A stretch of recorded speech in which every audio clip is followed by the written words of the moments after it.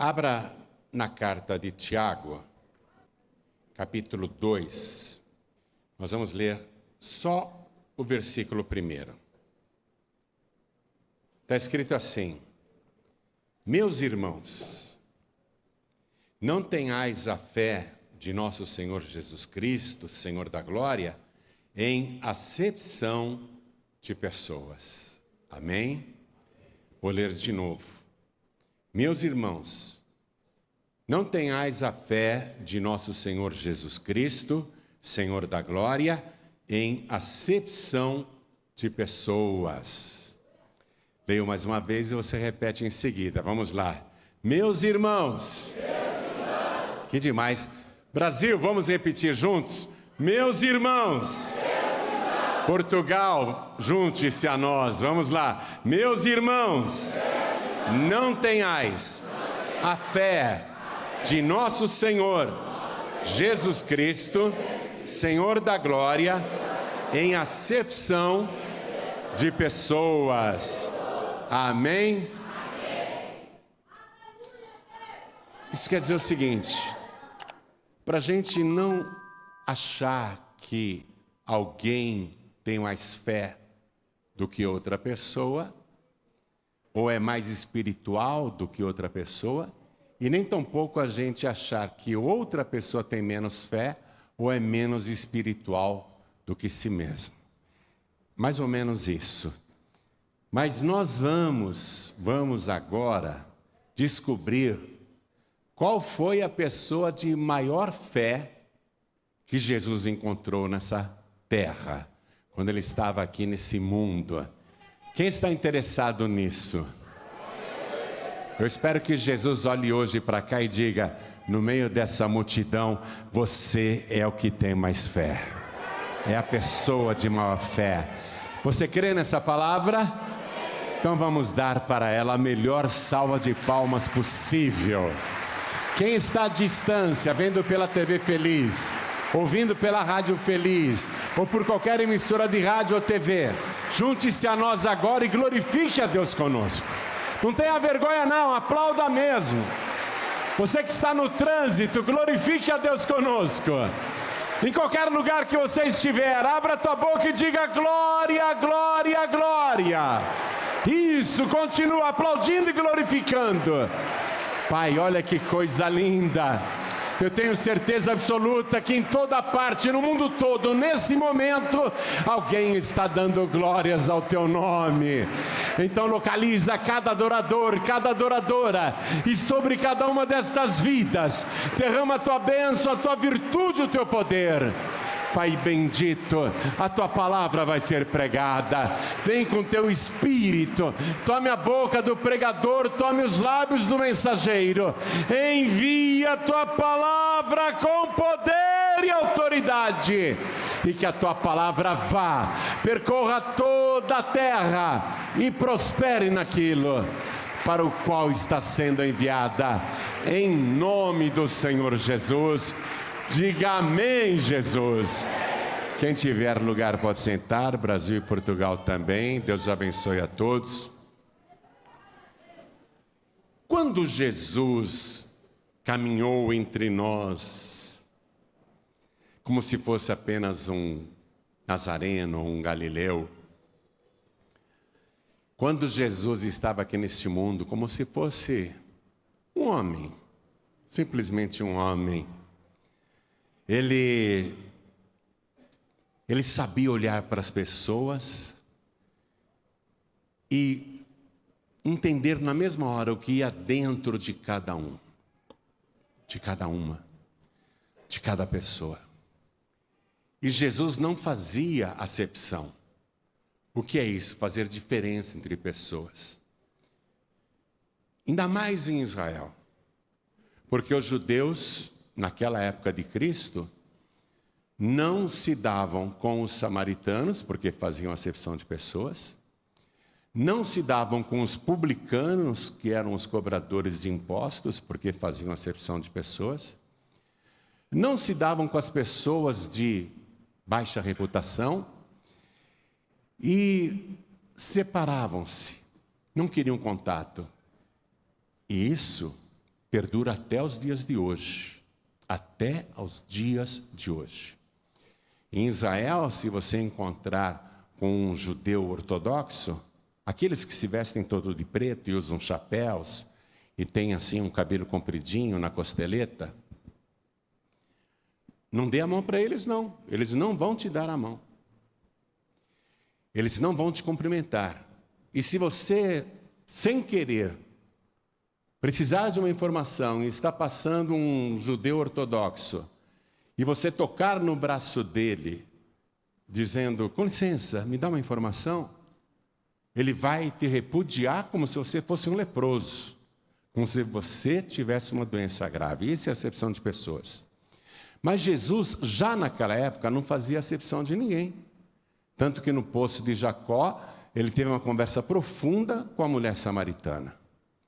Jesus, ele se sentava à mesa para comer e não fazia distinção se quem estava perto dele na mesma mesa era um pecador ou não, se era um santo ou não. Jesus recebia todos igualmente. Mas ele era uma exceção em Israel, uma exceção. E Jesus, você sabe, fazia milagres e prodígios extraordinários, e ele sempre operava para quem tinha fé. Várias ocasiões, ele operou milagres impressionantes por causa da fé da pessoa. E também deixou de fazer milagres por causa da falta de fé, como foi em Nazaré, porque ninguém acreditava que aquele rapaz que cresceu ali, que eles viram desde criança, ninguém acreditava que ele era o Messias. E por causa da incredulidade e falta de fé, ele não operou muitos milagres na cidade onde ele cresceu e viveu até os 30 anos de idade. Então, a fé é uma coisa que Jesus exige para abençoar qualquer vida. E ele não quer saber se você é judeu ou grego, se você é santo ou pecador. O que ele quer ver é a sua fé. Se você tiver fé, ele vai operar o seu milagre. E nessas andanças que Jesus Cristo fez por todo o país, ele encontrou pessoas que não tinham fé, ele encontrou pessoas que duvidavam, ele encontrou pessoas que tinham fé e outros que tinham muita fé, e ele encontrou em Israel uma pessoa que era a de maior fé entre todos os habitantes daquele país. Ele encontrou um homem que tinha uma fé que ninguém tinha. Quem seria esse homem? Quem seria? Um teólogo? Não. Um estudioso da Torá? Não. Quem seria esse homem que tinha a maior fé em Israel? Será que era o sumo sacerdote Caifás? Não. Não confunda fé com religiosidade. Caifás era o sumo sacerdote e a maior autoridade de Israel, mas ele não era o homem de maior fé do país. Veja, a maior autoridade religiosa da nação não era o homem que tinha a maior fé. Tanto que ele não creu que Jesus era o Messias e vai ser um perseguidor do nosso Senhor. Porque ele não teve fé em Jesus. Ele trabalhou pela morte de Jesus. Ele fez de tudo para difamar Jesus. Porque ele tinha autoridade religiosa, mas não tinha fé. E não era a maior fé do país. Nem tampouco o sogro dele, o Anás, que foi o sacerdote anterior, também não era o homem de maior fé. Ah, pastor João Ribeiro, já sei. Foi o Pedro, né? O homem de maior fé que Jesus encontrou quando estava aqui na terra. Pedro foi um grande homem de fé, não resta dúvida, sou fã dele. Mas ele não foi o homem de maior fé que Jesus encontrou. E nenhum dos 12 discípulos. Pastor, por que Pedro não foi o homem de maior fé? Bom, porque quando Jesus ressuscitou no domingo e apareceu primeiramente para Maria Madalena, a Maria Madalena foi contar para os discípulos, e Pedro não acreditou que Maria Madalena tivesse visto Jesus ressuscitado. Então Pedro não era o homem de maior fé que Jesus Cristo encontrou e nenhum dos seus discípulos. Quem foi o homem de maior fé? Olha, eu estou falando a maior fé mesmo. O campeão da fé na época que Jesus estava aqui na terra. Quem foi esse homem? E quem foi? Quem foi? Ele era um estrangeiro, não era judeu. Não tinha feito nenhuma escola de teologia. Ele não pregava a palavra de Deus, porque não tinha capacidade para isso, nem preparo para isso. Mas esse estrangeiro foi o homem de maior fé que Jesus Cristo encontrou entre os milhares e milhares de pessoas que ele cruzou nesta vida. Mas antes que eu fale para você por que ele é o de maior fé, deixe-me dizer das qualidades dele. Em primeiro lugar, antes de ser um homem de maior fé, ele era obediente. Essa era a primeira qualidade dele. A segunda qualidade desse homem que tinha a maior fé entre todos os milhares de Israel, a segunda qualidade era a lealdade. Ele era um homem fiel. E a terceira qualidade, ele era um homem prestativo. E por causa dessas três qualidades, antes dele conhecer Jesus, ele cresceu aonde ele estava. E eu vou te contar aonde ele estava. Ele se alistou no exército romano. Entrou como um simples soldado. E por causa dessas três qualidades, ele começou a chamar a atenção. Porque ele recebia uma ordem e não hesitava em cumpri-la, entrar em ação imediatamente.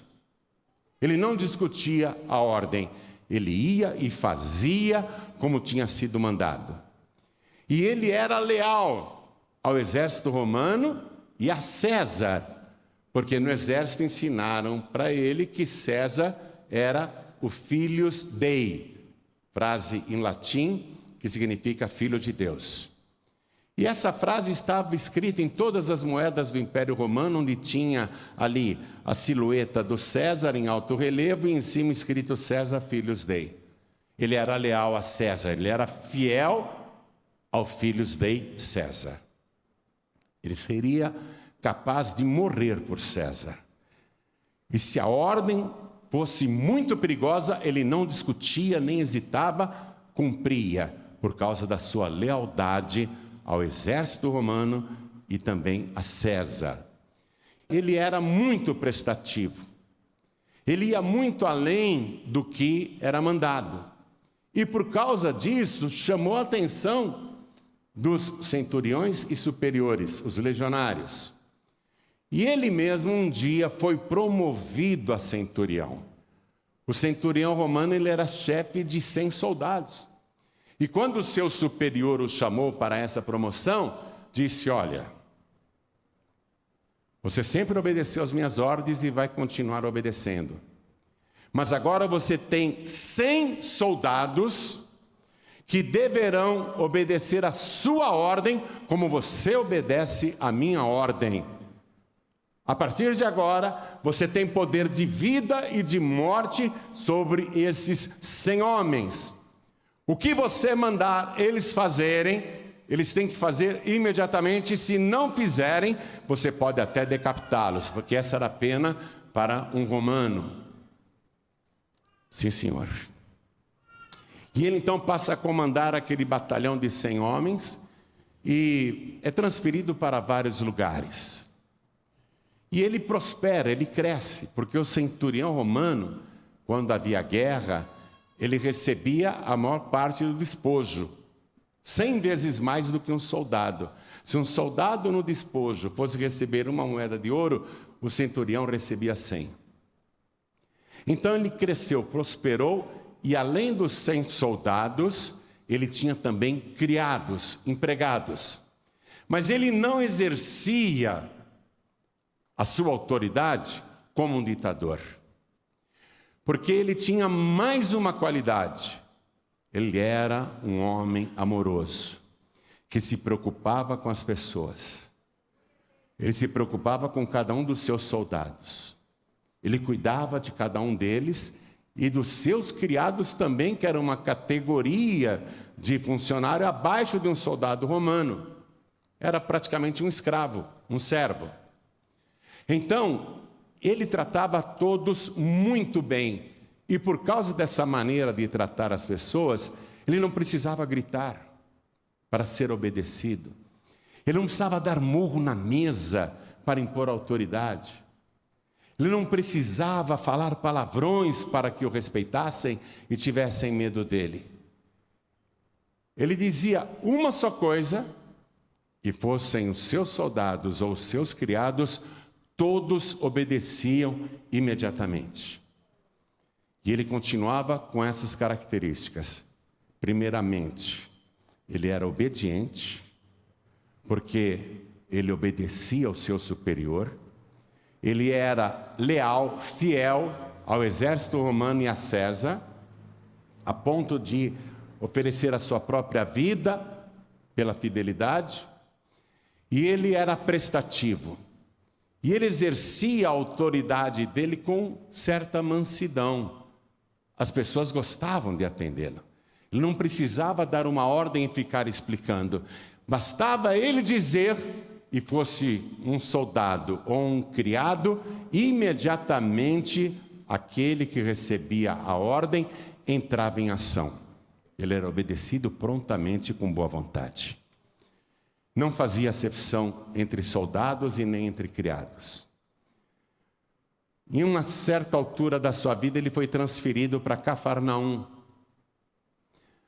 a cidade onde Jesus resolveu aquartelar, onde ele resolveu fazer o seu quartel-general. A cidade onde Jesus resolveu fazer o seu centro evangelístico. A cidade onde Jesus mais operaria milagres. E ele vai para Cafarnaum, ele não conhece Jesus, mas ele não trata os judeus como se fossem lacaios, ou como se fossem inferiores, ainda que os judeus tivessem preconceito contra ele, ele não tinha preconceito contra os judeus. E ele se interessa muito pelo Deus dos judeus, porque é interessante, eles não têm nenhum ídolo, nenhuma imagem como Roma, que tem tantos deuses. Eles não acreditam que César é o Filho de Deus. E eles adoram um Deus invisível. Ele foi se interessando pela fé dos judeus. E cada vez queria saber mais e foi fazendo amizade. E os religiosos viram que ele estava realmente com interesse sincero em conhecer não apenas a cultura judaica, mas a fé judaica. E ele fica tão entusiasmado com o Deus dos judeus, que ele diz, eu quero ajudar. Eu sou o centurião de Cafarnaum, e o centurião de Cafarnaum tinha uma autoridade como um prefeito tem. Ele era a maior autoridade política e militar da cidade. E Cafarnaum, naquela época, podemos dizer, era a segunda cidade mais importante de Israel, porque a primeira era Jerusalém. Cafarnaum era um grande centro comercial, marítimo, e ali havia muita prosperidade. Era uma cidade efervescente e ele é a autoridade da cidade. Mas ele se interessa tanto, tanto pela fé dos judeus, que ele diz, eu quero ajudar. O que vocês estão precisando? Olha, nós queremos construir uma igreja, uma sinagoga. Deixa comigo. E ele usou recursos próprios, não do Estado. Ele usou recursos próprios, porque ele era um homem rico, bem-sucedido, e começou a construir a sinagoga de Cafarnaum. E ela foi construída rapidamente. E a cidade de Cafarnaum ficou muito honrada que um romano, entre aspas, um pagão, um idólatra, um homem que não era de Deus, tivesse construído à sinagoga. Todos passaram a admirá-lo e tê-lo em alta conta, e ele mesmo frequenta a sinagoga. Com muito respeito ele frequenta, ele fica sempre atrás, porque ele é estrangeiro, ele não quer tocar em ninguém. Todos ainda, muitos religiosos fanáticos o consideram impuro, imundo, então ele ficava bem atrás, acompanhando a reunião, ouvindo a pregação da palavra, assistindo aquele culto. E ele está muito feliz, porque ele está conhecendo coisas novas, o Deus de Israel. E um dia, em que ele estava assistindo a reunião, Jesus entrou na sinagoga que esse homem construiu, e que estava cheia de judeus. E quando Jesus entrou naquela sinagoga, um homem no meio da multidão deu um grito de terror, um grito pavoroso que assustou a todos. E todos perceberam na mesma hora que aquele homem estava possesso de um espírito imundo. Mas não era só um espírito, eram vários espíritos das trevas em um único homem. E quando aqueles espíritos viram Jesus entrando, gritaram com a boca daquele pobre homem, dizendo: Jesus, o que vieste fazer aqui? Vieste destruir-nos? Bem sabemos quem tu és o Santo de Deus. E Jesus: cala-te, demônio, e sai dele. E o homem, dando um grande grito, um grito pavoroso, caiu por terra e em seguida levantou-se totalmente libertado. Ele que estava assistindo aquilo pensou: que autoridade é essa? E as pessoas na sinagoga também comentaram: que autoridade é essa? Que doutrina nova é essa? Ele manda com autoridade e os demônios saem? E esse centurião de Cafarnaum vai começar a acompanhar Jesus de longe, porque Jesus é um homem santo. Ele ainda não sabe que Jesus não faz acepção de pessoas. Ele acha que jamais teria acesso a Jesus, porque para todos, entre aspas, ele é um pagão, ele é um romano, ele é um opressor, ele é um soldado, ele é um militar. Ele está ali para dominar a terra de Israel, ele representa César, ele representa o Império Romano, ele é a maior autoridade do império. Ele sabe que há preconceito contra ele, então ele não se aproxima de Jesus. Mas começa a observar sempre o que Jesus faz.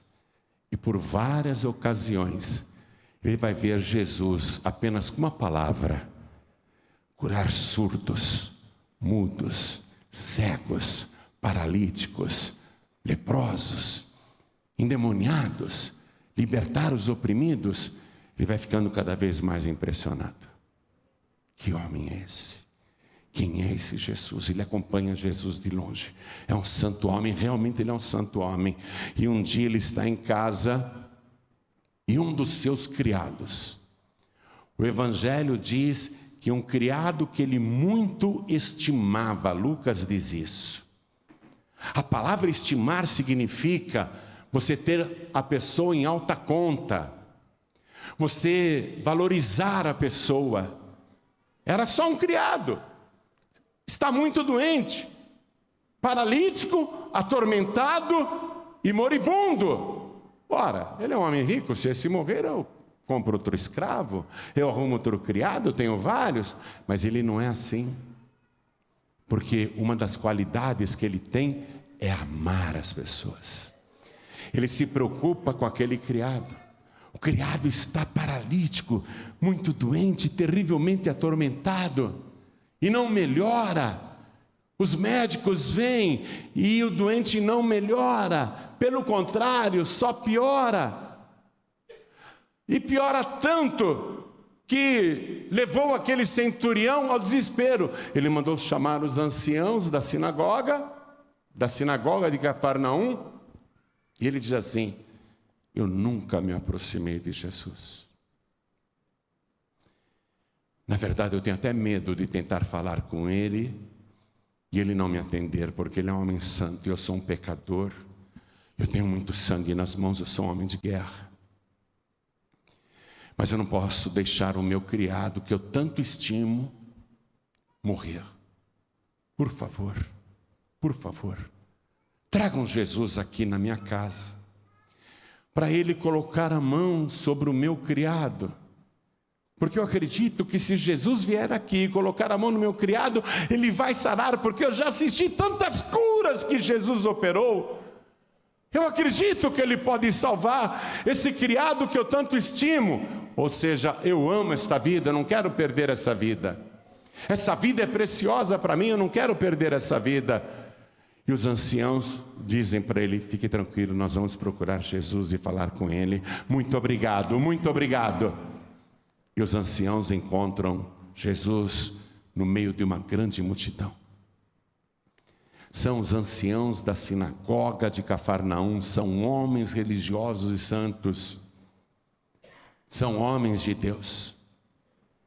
E eles se aproximam de Jesus e começam a suplicar e explicar a situação e contar por que eles estavam ali. E eles imploram para Jesus. Eles dizem: Senhor, vá até a casa desse homem, porque ele ama a nossa nação. Olha o testemunho que os religiosos judeus, que são preconceituosos, dão sobre aquele centurião romano, aquele pagão estrangeiro. Ele ama a nossa nação. E no Evangelho de Lucas, capítulo 7, versículo 4, diz: e ele mesmo construiu a nossa igreja. Ele é digno que lhe concedas isso. Ó, frise essa frase. Ele é digno que o Senhor lhe conceda esse milagre de curar o seu criado. E Jesus Cristo diz: eu irei e lhe darei saúde. Mateus registrou que Jesus declarou isso para os anciãos: eu irei sim, eu vou na casa dele. E Jesus está a caminho. Aquele centurião em casa, ao lado do seu criado, que estava ali transtornado, perturbado, enlouquecido, gemendo de dor, moribundo, paralítico. Ele que não saía do lado daquele criado, que ficou cuidando do seu criado, ainda que tivesse pessoas para cuidar do criado, ele mesmo estava cuidando. Ele pensou: é muita pretensão da minha parte mandar chamar Jesus. Quem eu penso que sou para mandar mensageiros e mandar Jesus vir aqui na minha casa? E essa era uma outra qualidade dele. Ele sabia refletir. Não. Quem eu penso que sou? Só porque eu sou autoridade de Cafarnaum, eu acho que eu posso mandar em Jesus? Não vou ficar aqui. E ele sai de casa. E alguns soldados vão com ele acompanhando, porque o centurião nunca andava sozinho. E ele vê aquela multidão vindo na direção da sua casa. E à frente da multidão está o próprio Senhor Jesus, e do lado do Senhor Jesus, aqueles anciãos da sinagoga de Cafarnaum. Ele vê Jesus, ele estremece. Ele estremece. Será que ele vai me atender? Será que ele vai virar o rosto? Será que ele vai me ignorar? E ele se aproxima com seus soldados. Jesus para, a multidão para, e ele vem com seus soldados, e esse centurião romano, a maior autoridade de Cafarnaum, ele se aproxima, e ele se ajoelha diante de Jesus Cristo.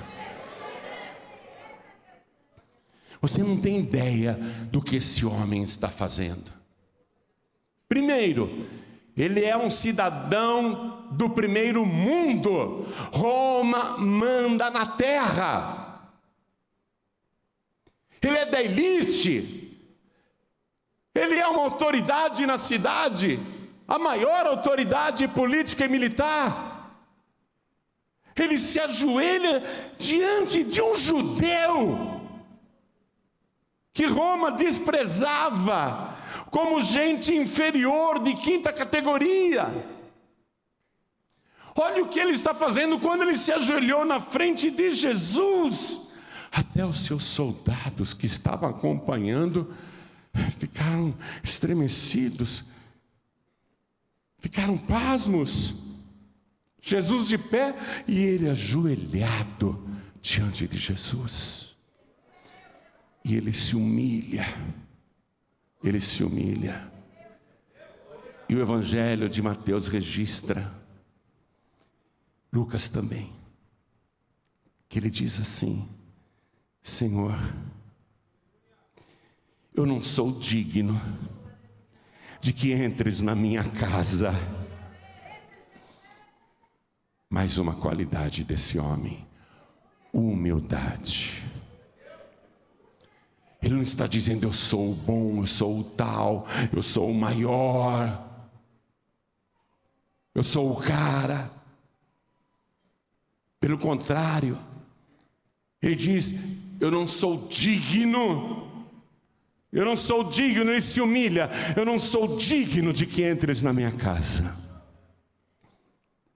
Eu quero frisar para você que os anciãos de Cafarnaum, quando foram chamar Jesus, o que eles disseram para Jesus? Ele é digno que lhe concedas este milagre, porque ele ama a nossa nação e ele mesmo edificou a nossa igreja. Havia o testemunho de que ele é digno, mas para ele não importa se o elogiam ou se falam mal, ele sabe dele mesmo. Ele se humilha, ele diz: eu não sou digno. Mas ele é grande, ele é digno sim. Ele é digno sim. Ele tem o testemunho dos anciãos, ele é digno sim, ele é grande, ele é poderoso. Mas ele se humilha: eu não sou digno. E eu vou te falar de um outro gigante da fé, o maior profeta já nascido de mulher, maior do que Moisés, maior do que Elias, Jeremias, Ezequiel, Daniel, maior do que qualquer outro profeta. Falando de Jesus lá no Rio Jordão, ele pregou: depois de mim virá um que é muito maior do que eu. Ele é tão grande. Ó, quem está falando isso é João Batista. Ele é tão grande que eu não sou digno. Ó, grande, hein? O maior profeta já nascido de mulher. Eu não sou digno de me agachar, desatar as correias das suas alparcas e carregar as suas sandálias. Quem é grande de verdade, não se exalta, não se promove, não quer bajulação, pelo contrário, se humilha diante daquele que é o Todo-Poderoso. Ele sim é digno de toda honra, todo louvor e toda glória. Esse centurião, ele é digno sim, mas ele se humilha: eu não sou digno de que entres na minha casa. Por isso, eu demorei para vir ter contigo, mandei os mensageiros antes. Mas, Senhor,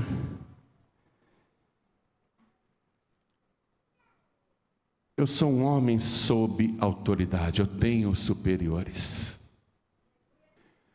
Eu sou homem sob, isto é, eu sou homem debaixo de autoridade. E também tenho homens sobre quem eu tenho autoridade, sobre os quais eu tenho autoridade. Senhor, eu digo para este soldado, e o soldado estava lá de pé, assistindo: vai, e ele vai. Ele não pergunta por quê. Eu digo a este outro: vem, e ele vem.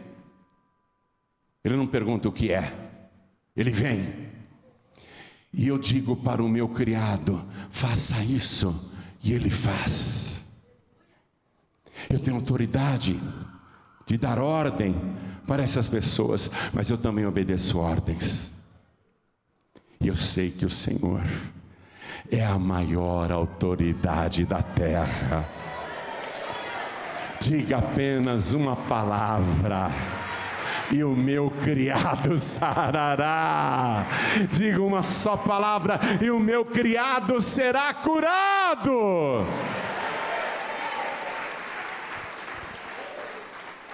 Deixa eu dizer uma coisa.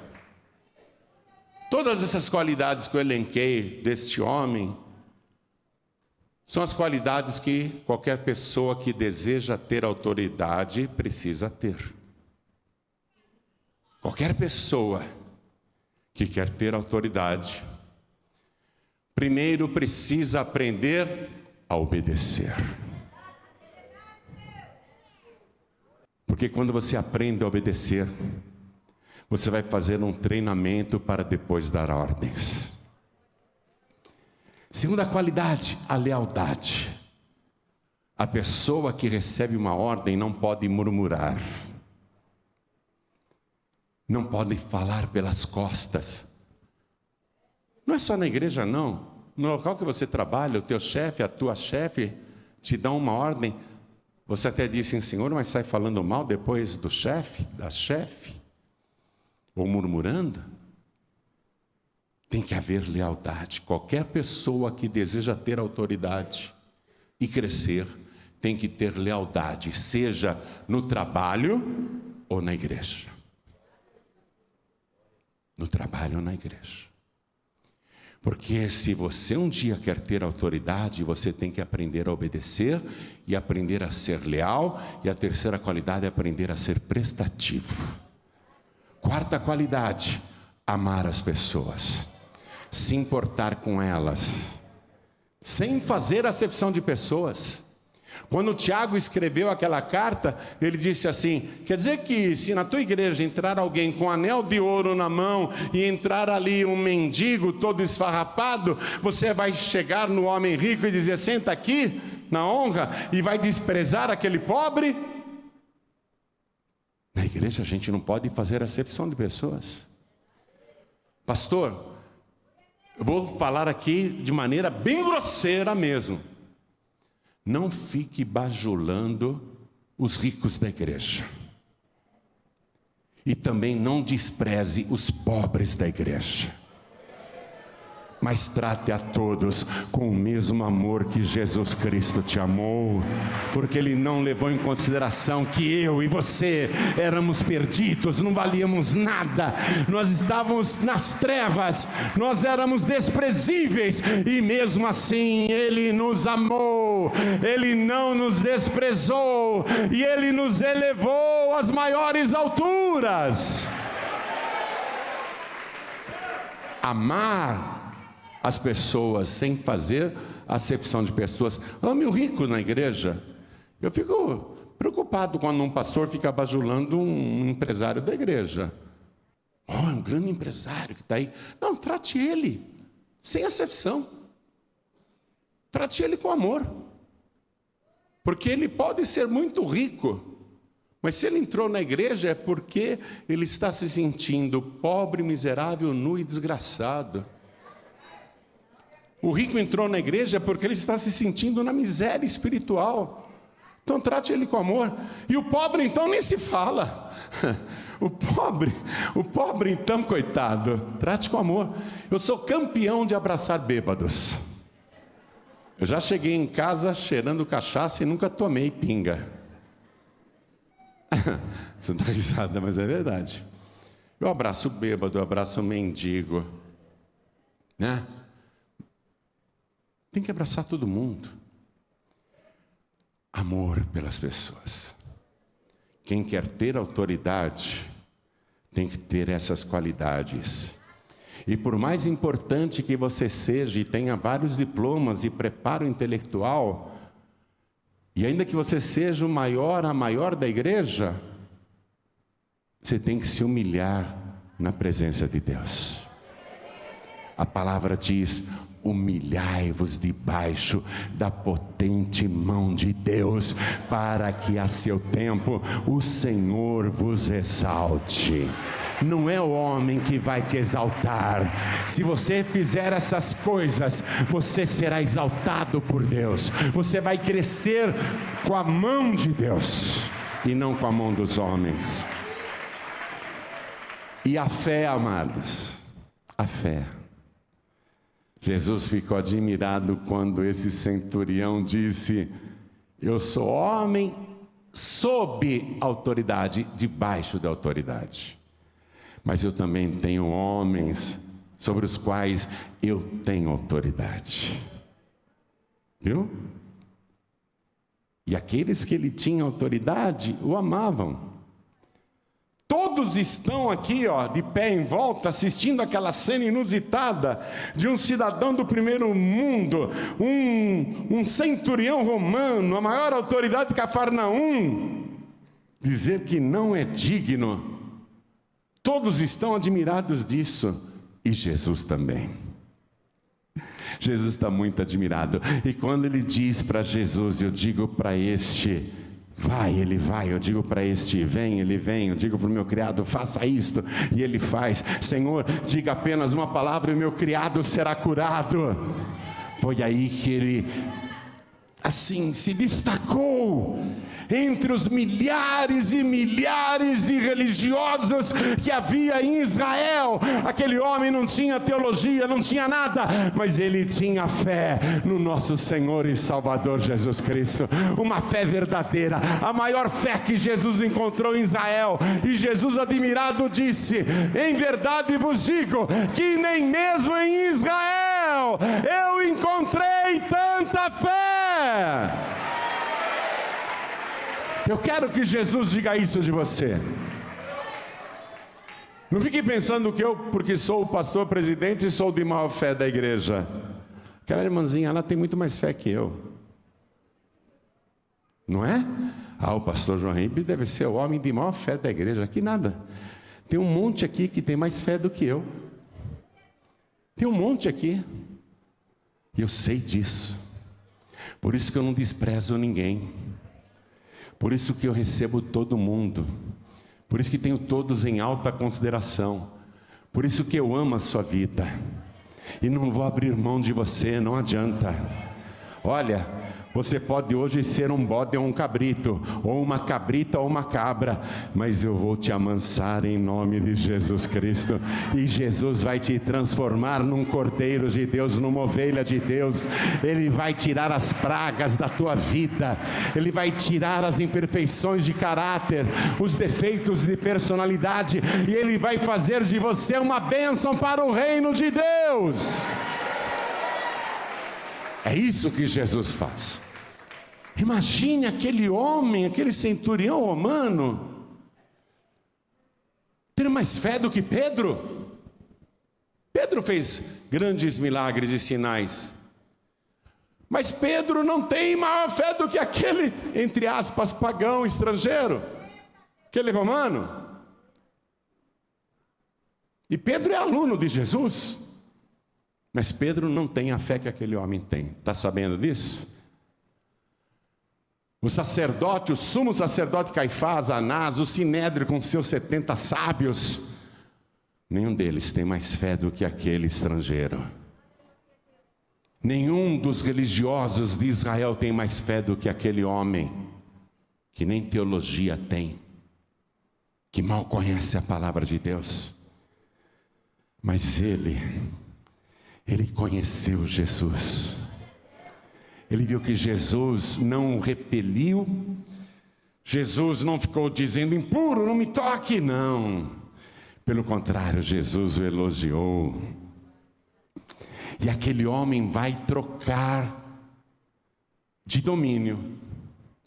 Antes, ele acreditava que César era o rei e o único Filhos Dei. Agora ele sabe que Jesus é muito maior do que César.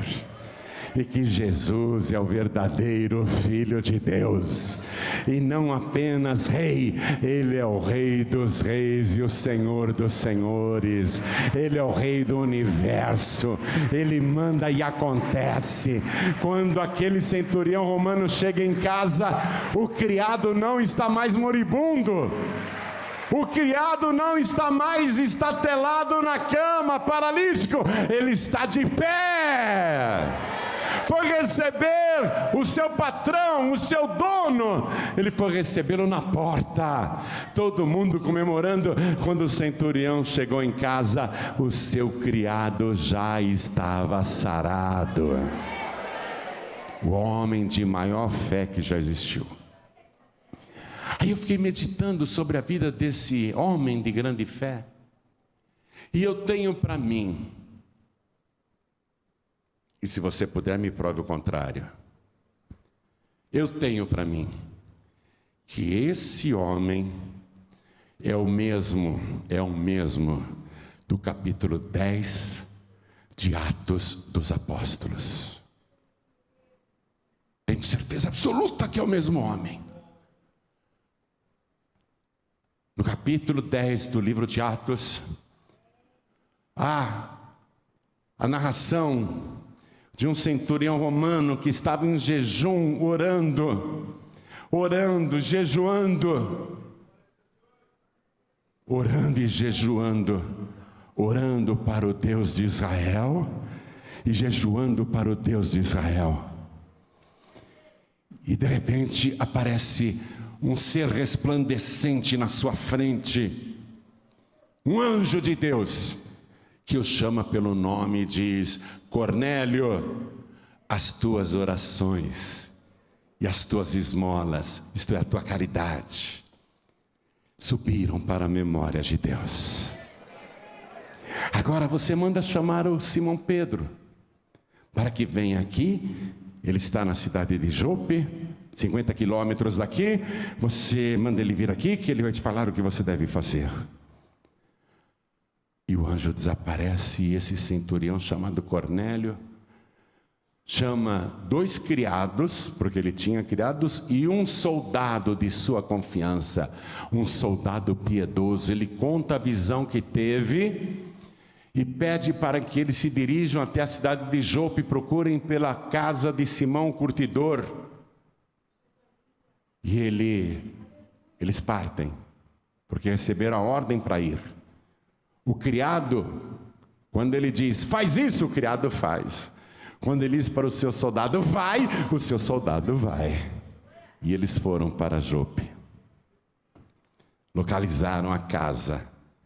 Pedro estava lá orando, era meio-dia, estava com fome, e ele tem uma visão lá no terraço, um lençol que desce com muitos répteis e animais imundos, e uma voz do céu diz: Pedro, você está com fome? Mata e come. Ele diz: de jeito nenhum, Senhor, eu nunca comi nada imundo na minha vida. Aí o lençol sobe com aqueles répteis e desce outra vez, e a cena se repete por 3 vezes, e por 3 vezes ele ouve a voz do céu dizendo: está com fome? Levanta, mata e come. Mas eu nunca comi nada imundo.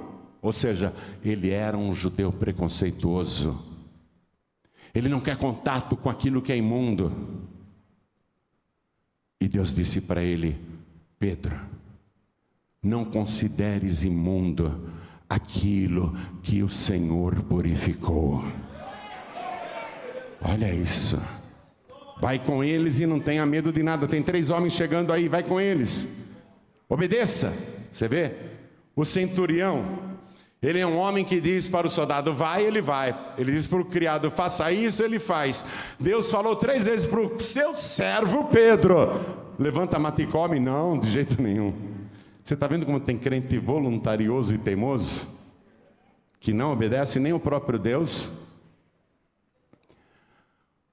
Os cristãos precisam aprender com esse centurião, que é obedecer.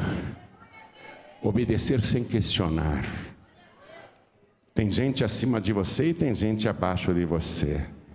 Quem está acima de você, você tem que obedecer. Porque acima de quem está acima de você está o próprio Deus. Toda autoridade foi constituída por Deus, você tem que obedecer. Eu não gosto que os diáconos e os obreiros fiquem discutindo ordem dos pastores, brigando, falando mal, fazendo panelinha. Desculpa eu falar, hein? Acaba com isso, Deus não se agrada disso.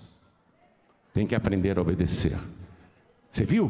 Deus falou 3 vezes para o seu servo Pedro: levanta, mata e come. De jeito nenhum, Senhor. 3 vezes ele se negou. É difícil, não? É difícil. Falta às vezes para o crente essa humildade.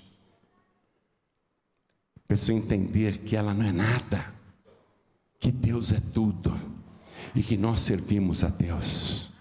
Vai com eles, sem duvidar.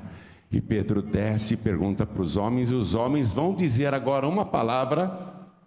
Tanto o soldado como os 2 criados de Cornélio vão dizer para Pedro uma palavra que eu quero ler para você. Está no livro de Atos dos Apóstolos, no capítulo 10.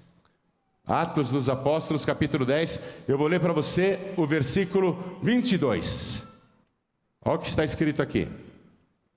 Eles estão contando para Pedro por que estão lá. Eles estão explicando.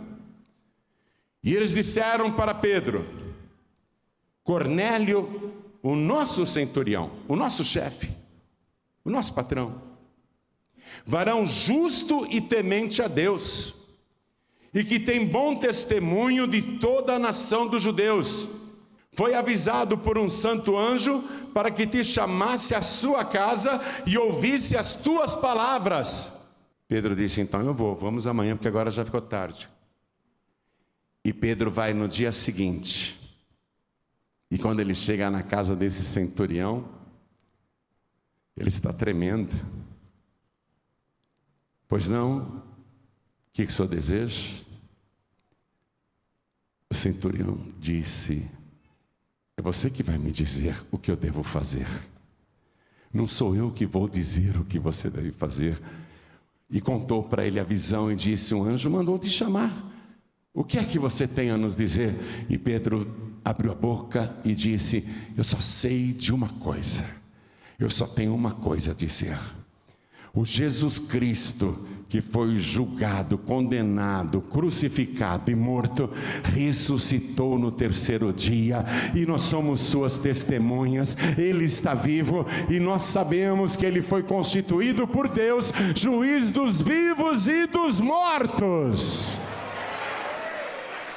E aquele centurião que tinha dito para Jesus: eu não sou digno de que entres na minha casa, hein? Está recebendo a visita de um dos principais apóstolos de Jesus. E mais importante do que a visita de Pedro, quando o mensageiro diz: Jesus foi constituído por Deus, juiz dos vivos e dos mortos, na mesma hora, aquele homem que dizia que não era digno, recebe a maior autoridade do céu, dentro da sua casa, debaixo do seu teto, mas principalmente no seu corpo. Ele recebe o Espírito Santo de Deus, é batizado com o Espírito Santo e com fogo, e começa a falar em outras línguas, e quem está do lado dele também é batizado com o Espírito Santo e com fogo, e todos os pagãos que eram considerados imundos começam a falar em línguas estranhas, e todos são cheios do Espírito de Deus. Por quê? Porque Deus não esquece certas coisas. Esse Cornélio, ele tinha bom testemunho de toda a nação. Por isso que eu estou te dizendo que ele é aquele centurião. Ele construiu a igreja onde Jesus pregou várias vezes. Olha que privilégio. Jesus pregou várias vezes na igreja que ele construiu. Ele disse: eu não sou digno que o Senhor entre na minha casa, mas o anjo falou: as tuas orações e a tua caridade, a tua generosidade subiram para a memória de Deus. E o que ele recebe em casa? A presença do Espírito Santo. Ele que achava que não era digno de receber Jesus na sua casa, recebe Jesus não somente na sua casa através do Espírito Santo, ele recebe Jesus dentro do seu coração. O batismo com o Espírito Santo e com fogo. Aí Pedro ficou atônito, e os que estavam com Pedro também, porque como é que pode? Deus batizou esses estrangeiros com o Espírito Santo? Eles estão falando em línguas iguais a que nós falamos. O mesmo Espírito que está em nós está nele. Aí Pedro falou, então, se Deus não faz acepção de pessoas, quem somos nós? Vamos batizar a família toda. E todos foram batizados nas águas. Porque o batismo maior Deus já tinha dado, o batismo com Espírito Santo e com fogo, o batismo de poder. Vamos ficar todos de pé.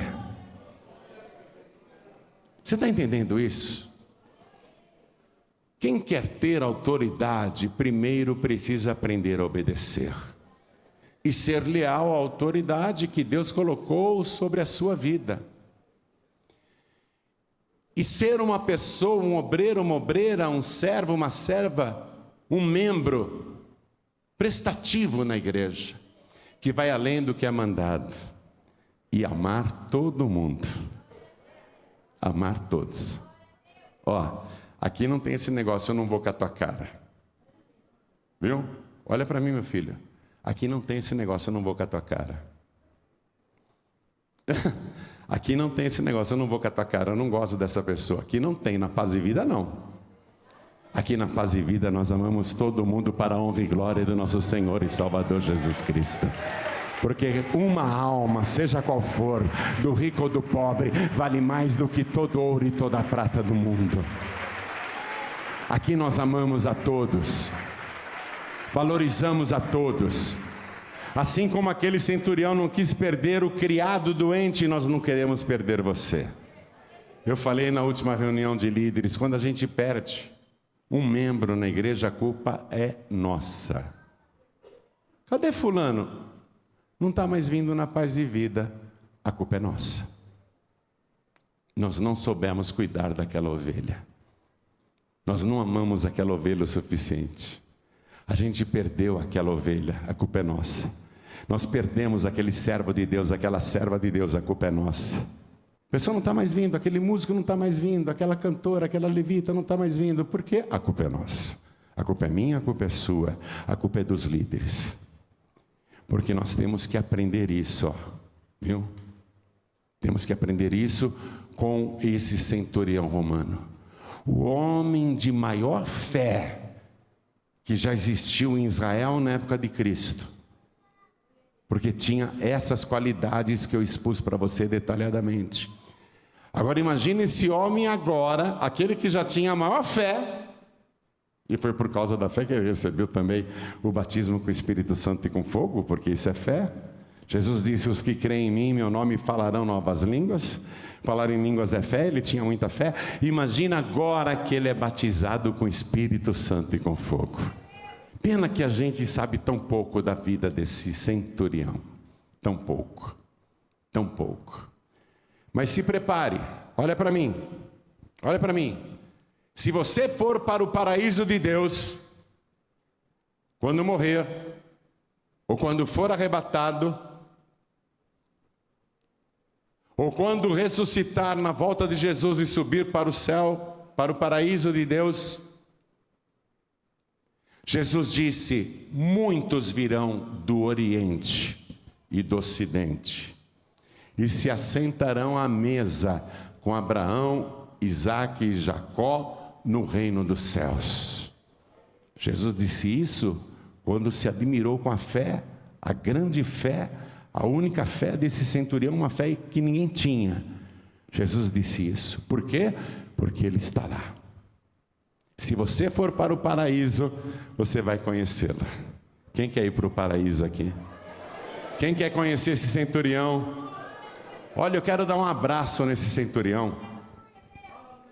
Quero dar um abraço forte nele e falar, rapaz, eu falei tanto de você lá na terra. Eu falei tanto de você lá na terra. Você foi um exemplo, ó, você já tinha partido há muitos e muitos séculos, mas a sua fé atravessou gerações, e nós continuamos falando de você, porque você é um exemplo para todos nós. Eu vou dizer isso para ele quando eu chegar lá. Ele vai estar na mesa com Abraão, Isaque e Jacó. Quem quer estar na mesa com Abraão, Isaque e Jacó no reino dos céus? Mas olha o que Jesus disse em seguida. É forte. É forte. Eu vou ler para terminar a mensagem, Mateus 8, versículo 11. Mas eu vos digo que muitos virão do Oriente e do Ocidente e assentar-se-ão à mesa com Abraão, Isaque e Jacó no reino dos céus. Ele está profetizando. E os filhos do reino serão lançados nas trevas exteriores. Ali haverá pranto e ranger de dentes. Isso me preocupa. Me preocupa. Porque muitos filhos do reino, pela prepotência, pela arrogância, pelo maltrato, pela vaidade, pelo egoísmo, pela falta de amor, muitos filhos do reino, por causa de traições, comportamento indigno, serão lançados nas trevas exteriores, mas estão na igreja. Não cabe a gente tirar, preste atenção, não cabe a gente julgar ninguém, cabe apenas pregar a palavra e advertir. Eu sei que esse centurião está lá, e eu quero estar lá, quem quer estar lá também? Então nós temos que vigiar e orar, amém? Obediência, lealdade, prestimosidade, amor, dedicação às almas e fé. Dedicação e fé. Amém? Vou repetir, quem quer estar lá? De verdade? Então dá uma grande salva de palmas para Jesus. Diga: Senhor, eu não posso ficar de fora. Fala para Ele: eu não posso ficar nas trevas exteriores. Fala para Ele: eu não quero passar a eternidade nas trevas, rangendo os dentes e chorando. Amém? Quantos aqui, olhem para mim, isso é muito sério, muito sério. Hoje eu não sei quantas pessoas nunca vieram na Paz e Vida, ou quem está aqui pela primeira vez, porque esse convite tem que ser feito agora simultaneamente para todas as nossas igrejas. Esse convite é pessoal e intransferível. Só você pode dizer se aceita ou não, se quer ou não. Eu sei que você quer ir para o céu, mas para ir para o céu, você tem que receber Jesus como único, suficiente, exclusivo e eterno Salvador. E é tão bom fazer isso. Quando eu comecei a frequentar a igreja, sempre que o pastor perguntava: quem quer? Eles falavam aceitar Jesus, né? Quem quer aceitar Jesus? Eu quero. Eu ia para frente. Porque na verdade eu não queria aceitar Jesus, eu queria que Jesus me aceitasse. Por isso que eu fui várias vezes para frente, para que Ele me aceitasse, do jeito que eu era. Vale a pena você se humilhar na presença de Deus, se humilhar debaixo da potente mão de Deus, esquecer posição, orgulho, vaidade, situação e pompa, esquecer da circunstância. Vale a pena você se humilhar na presença de Deus, se ajoelhar diante do altar. Não precisa me contar nada não, vale a pena você se ajoelhar na presença do Senhor Jesus, que nem fez aquele centurião romano, ó, na frente dos seus subalternos. Ele não ligou para quem estava em volta, ele só enxergava Jesus. Eu vou dizer para você, Jesus está aqui na frente. Ele está aqui. Se você se humilhar perante Ele, como fez aquele centurião, Ele vai te exaltar. Ele vai perdoar todos os teus pecados. Ele vai retirar da sua vida tudo que não presta. e Ele vai te transformar numa nova criatura. Até o dia em que você será cheio, cheia do Espírito Santo de Deus. Eu pergunto, quem aqui quer receber Jesus como único, suficiente, exclusivo e eterno Salvador? Ergue a sua mão bem alto, todos que querem. Tem algumas mãos levantadas, vem aqui para frente, por favor. Vem para cá, vem se humilhar na presença de Deus. Sai do seu lugar, pede licença. Traz a pessoa, traz a pessoa. Isso, vem. E vamos aplaudir ao Senhor Jesus por cada vida preciosa que está chegando. Oh, glória! Que bom! Olha que bênção. Vamos aplaudir mais ao Senhor Jesus. Vamos aplaudir mais. Está chegando mais? Vem aqui, a gente não faz acepção de pessoas. Vem aqui, me dá a mão. Vem aqui, me dá a mão. Seja bem-vinda. Deixa eu chamar aqui. Está vindo mais, viu? Está vindo mais. Vamos aplaudir ao Senhor. Deixa eu chamar aqui na frente aquela pessoa que está triste. Dá a mão aqui, meu filho. Dá a mão aqui. Dá a mão para mim. Dá a mão para mim. Aqui. Dá a mão para mim aqui, meu filho. Vamos aplaudir ao Senhor Jesus. Seja bem-vindo.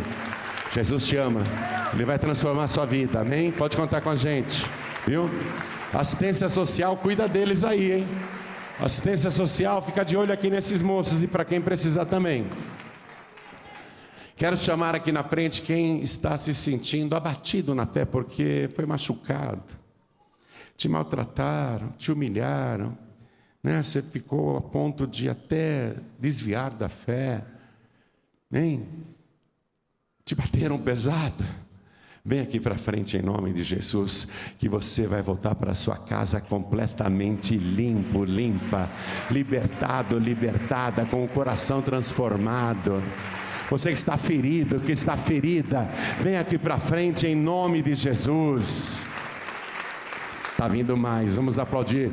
Eu quero chamar aqui na frente, quero chamar aqui aqueles servos e servas que reconhecem que precisam das mesmas virtudes daquele centurião: humildade para obedecer, lealdade, ser uma pessoa prestativa. Eu quero melhorar nessas qualidades. Eu quero aprender a amar. Eu quero aprender a perdoar. Eu quero ser uma pessoa menos raivosa, menos rancorosa.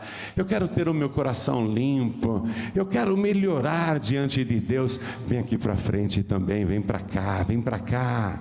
Isso, vem para cá. Vamos aplaudir mais ao nome do Senhor. Isso, vamos aplaudir mais.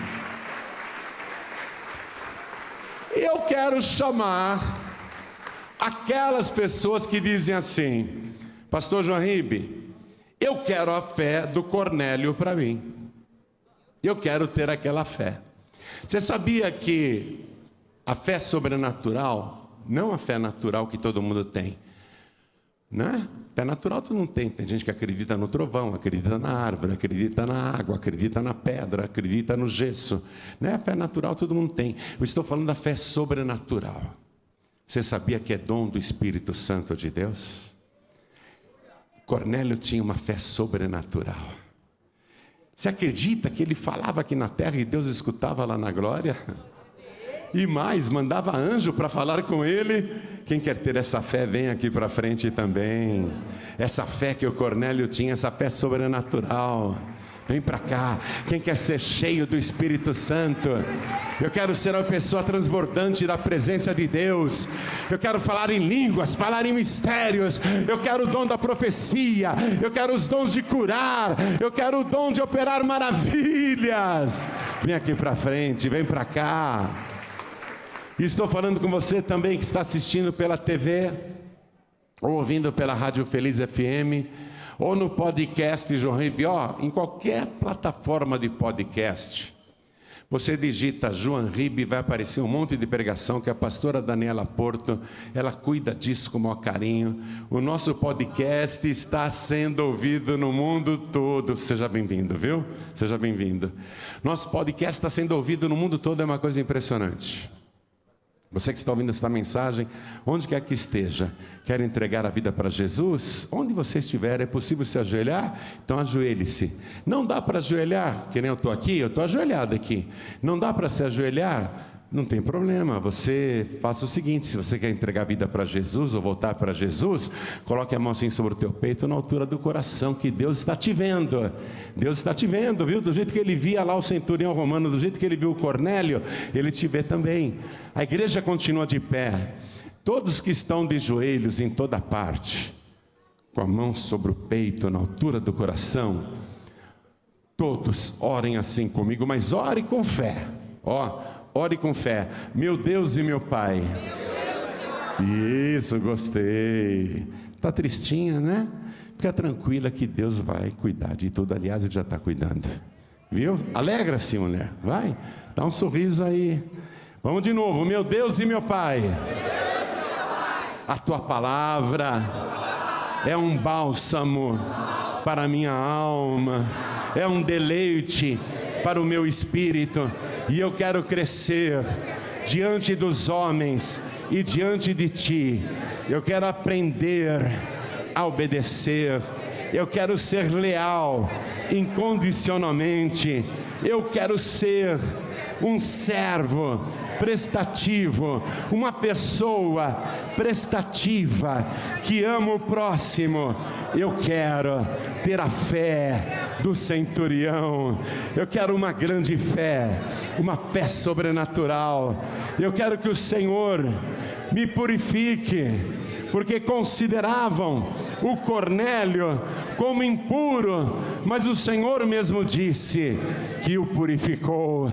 Me purifica agora, me purifica, Senhor, e me enche do Teu Espírito Santo, porque eu declaro que o Senhor Jesus é o meu único, suficiente, exclusivo e eterno Salvador, e que o sangue de Jesus me purifica de todo o pecado. Assim seja feito. Amém.